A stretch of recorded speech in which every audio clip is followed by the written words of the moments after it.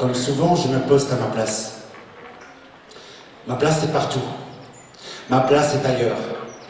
Ma place est celle que nul n'a songé à prendre parce qu'elle n'a rien d'évident. C'est une place en équilibre que l'on gagne sur la pointe des pieds. Je me poste là, au centre. J'aiguise mon regard. Je guette. Je guette avec ferveur et application. Je guette avec la naïveté d'un enfant qui découvre la course d'une étoile dans le ventre bleu de la nuit. Je respire. Je m'inspire de vous. Et la ville et la vie se déroulent juste là, devant moi. Je ne suis pas un chanteur. Je viens de la culture hip-hop, donc je suis rappeur. C'est-à-dire que je sais jouer sur le rythme. Je viens de cette culture-là. Et en grandissant, j'ai voulu casser les rythmiques et devenir arythmique. Et en fait, je suis rentré dans l'islam sans m'en rendre compte, quoi. Au milieu de la ville, je suis témoin des visages de ce monde. Le monde est enfant. Le monde est grand-père. Le monde est femme. Mes amis, vous qui êtes le monde au pluriel, nous sommes ensemble. À chaque pas, à chaque inspire, à chacun de vos mouvements qui donnent de l'élan au mouvement, au monde. Nous sommes ensemble et à l'horizon, plein de tout, et puis c'est tout. Je bosse avec un groupe qui s'appelle Ultica, on est à Dijon. Voilà, c'est mon groupe de chœur, voilà. Et à côté de ça, je fais des ateliers d'écriture dans différentes écoles, collèges, prisons et autres. Et je travaille avec Use et La Belle Épique, voilà, et avec Franck qui travaille pour La Belle Épique. La Belle Épique, c'est une association socioculturelle qui est donc implantée à Dijon, qui travaille sur Dijon, la Côte d'Or, la Bourgogne, mais également sur le plan national et voire au niveau international, puisqu'on fait aussi des projets à l'extérieur. Et notre objectif, c'est justement d'abolir et de bannir les frontières et de mettre des passerelles entre des gens et des genres en allant apporter des compétences, en allant apporter des talents dans des endroits où les gens ne seraient pas venus d'eux-mêmes vers ces talents-là. Je suis mal logée, mal nourrie et attachée. Je n'ai plus mes droits, ni ma liberté. Nos places, si je pouvais les inverser, jamais je ne le ferais, car nul homme sur terre ne mérite cette violence démesurée. Notre spécificité, si je puis dire, c'est d'être de la pâte à modeler, c'est-à-dire qu'on ne vient pas avec un modèle préétabli, mais on arrive dans un lieu géographique, on se pose, on observe, on regarde les gens, on discute avec eux, et à partir de là, c'est à nous, professionnels, de nous adapter au milieu et pas le contraire. Ce qu'on pouvait apporter sur le projet Mémoire d'esclaves en particulier, c'était la compétence de Sidi Naïm, qui est donc un slameur, conteur, poète, performeur, qu'on suit depuis des années et des années. Sidi Naïm, on l'a choisi pour venir à la rencontre des élèves parce qu'on sait qu'il instaure un rapport particulier avec eux et qu'il a la compétence pour ensuite les guider vers quelque chose qui leur ressemble à eux. Elle n'a pas peur de s'exprimer. Alors aujourd'hui, je vous parle pour vous dire à quel point elle aime sa vie, malgré qu'elle se noie dans le vide. Malgré sa joie, elle montre sa peur. Alors imaginez qu'elle, c'est moi. Je suis venu ici à Clamecy plusieurs fois au collège Giroud de Villette pour faire des ateliers d'écriture avec les 5 classes, là, avec des 4e. Et donc voilà, on a écrit sur le thème de Mémoire d'esclaves sous forme de slam et de spoken word, donc de musique avec du slam. Donc voilà. Tu connais cette femme qui est sur le trottoir, celle qui vend son corps pour un homme qui a du pouvoir. Ça me fout la rage de voir une femme considérée comme un animal. Tous ces rendez-vous pourraient tourner mal et devenir fatales. Tu connais cette femme qui chaque soir monte dans un véhicule dès qu'il fait noir, celle qui se sent obligée de donner du plaisir à un homme qui en échange lui verse une somme. À chaque fin d'acte, tellement elle se sent sale, elle se lave. Quand elle repense à tous ces actes, elle en souffre et en bave. Tu connais cette femme qui rentre chez elle et donne la somme à son mari, son proxénète, celle qui est forcée de recommencer pour être libérée. Elle pensait que ce calvaire était terminé, mais désormais son corps ne lui appartiendra sûrement plus jamais. Vous reconnaissez cette femme ?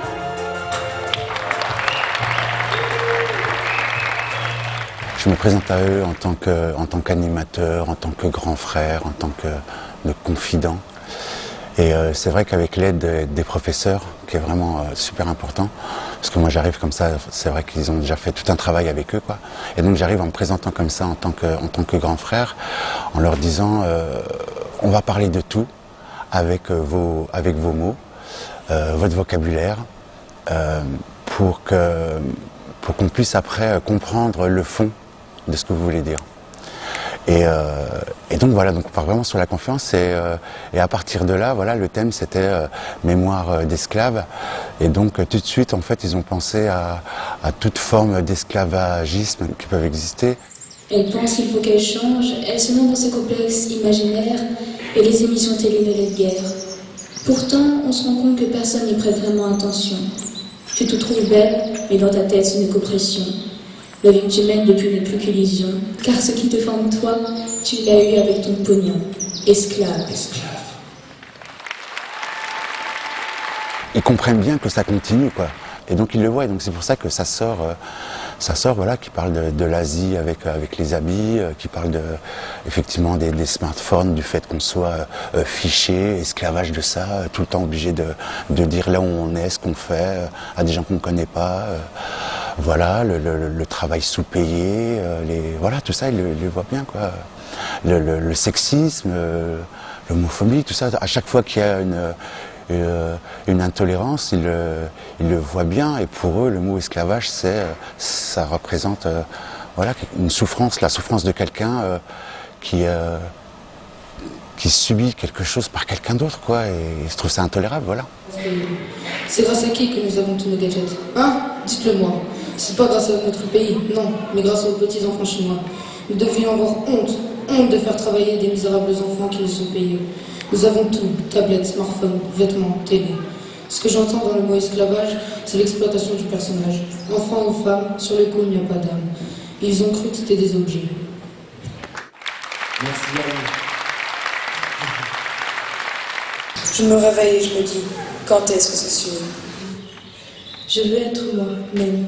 Unique signifie que tu es belle à ta manière, que tu es libre de tes choix, tu dépenses des centaines d'euros pour te faire des amis, alors que mes amis m'aiment comme je suis.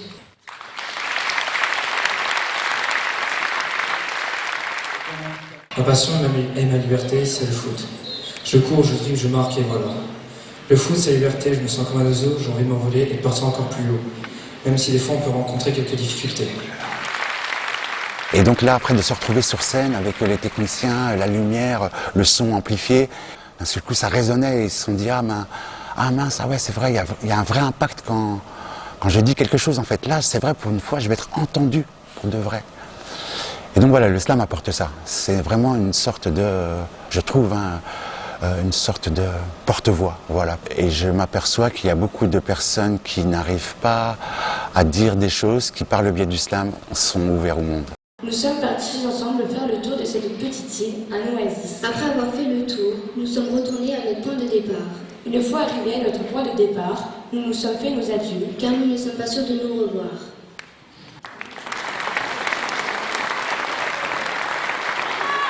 Du fait qu'il n'y ait pas de contraintes on va dire rythmiques, comme la musique ou le rap par exemple, qu'il n'y ait pas de contraintes de vocalise, de justesse de son, de notes, comme dans le chant.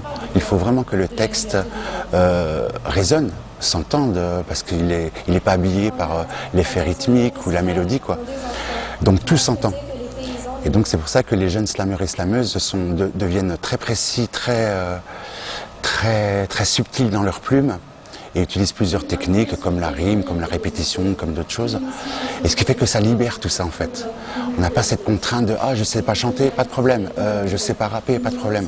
Par contre j'ai envie de dire des choses, c'est parti. Chaque slameur et slameuse a une plume particulière, vraiment. Chaque slameur et slameuse a une interprétation particulière. Et donc on a envie de dire des choses. Et donc c'est pas simplement un coup de gueule comme ça, quoi. J'ai envie de dire, c'est un coup de gueule prémédité, travaillé dans un souci de lisibilité.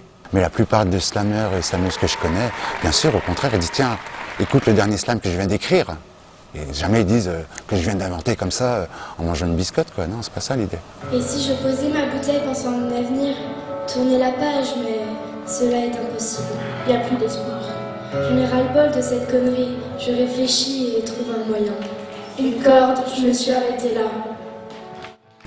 Clamecy, c'est un vrai bonheur en fait, parce que on est formidablement accueillis. On est avec des gens avec qui on discute, avec qui on échange. Et là, on se sent tout à fait à notre place et pas du tout des pièces rapportées. On se sent presque comme des habitants de Clamecy, tellement le contact est naturel et chaleureux. Mémoire d'esclave, on est vraiment sur un sujet qui est très prégnant, très ancré et très important parce que l'esclavagisme aujourd'hui existe encore et je pense que c'est en travaillant l'histoire et en sachant ce qui nous est arrivé dans les siècles précédents et tout au long de notre histoire justement qu'on est capable de ne pas reproduire les erreurs qui ont eu lieu.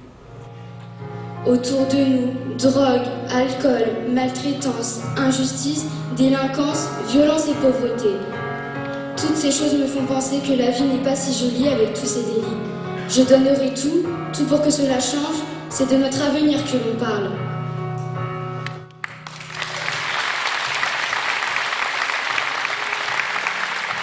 Chaque texte que je fais raconte une histoire. J'aime amener mon public dans une ambiance pour leur parler de mes personnages et donc j'essaie de les mettre dans un lieu, dans une ambiance et donc c'est des histoires. Voilà. J'aime conter, c'est vrai. J'adore ça. Chaque fois que j'essaie, chaque fois que je tente de soigner mes plaies ou de combler mes attentes, eh bien, à chaque fois, tu sais, à chaque fois, je me plante. Et chaque essai qui rate me plombe le ventre. Tu sais, je fais que ça d'encaisser, c'est parfait, tu sais. Ça serait bien si ça s'arrête en effet. Certains font, je sais, la priorité des choses et des faits. Eh bien, en moi, il n'y a pas cette clause où c'est des faits. Alors des fois, je quitte l'appart tout seul. Quitte à me faire des apartés, ma foi, tout seul. Monologue monotone, l'esprit couleur d'automne. Je fatigue. À chaque fois. Je fatigue, je te dis, et tout m'exaspère. Je te dis que je fatigue et pourtant, oh mon Dieu, j'espère que ça s'arrête. J'en ai un mal de tête. J'y crois pas. Plus j'avance et plus je traîne le pas. Et comme si ça me suffisait pas, je n'en prends qu'à moi, donc il y a coule pas. Je fais pas la gueule, hein, non. Je fais une tronche de vie. Demande à Kader et à sa compagnie. L'ennui me nuit et bride mes envies, et quand je suis comme ça, eh ben ouais, d'accord, ok, je suis de mauvaise compagnie. Et voilà le tableau. Voilà le schéma. Le truc du machin du smart que je comprends pas, punaise. À chaque fois, c'est comme un poids en plus. À chaque poids, c'est comme un coup en plus. Et à chaque coup, une fois de plus, voilà mon rituel qui met en place le processus, je m'ennuie. Voilà. La boucle est bouclée. Le point est fait et pourtant rien n'est fait. C'est ça qui me fait de la peine. C'est ça qui fait que je peine à mort. J'ai mal à tuer temps à tort et à travers, l'habitude me perd si j'en reste là et c'est vrai que c'est dur et que je n'aime pas ce passage-là. Mais en vrai, quand j'y pense, ça me fait l'hiver dans le dos. Heureusement, tout passe comme le temps, Dieu merci. Le printemps du moral se fixe à mon insu et comme les saisons se suivent, l'été reprend le dessus.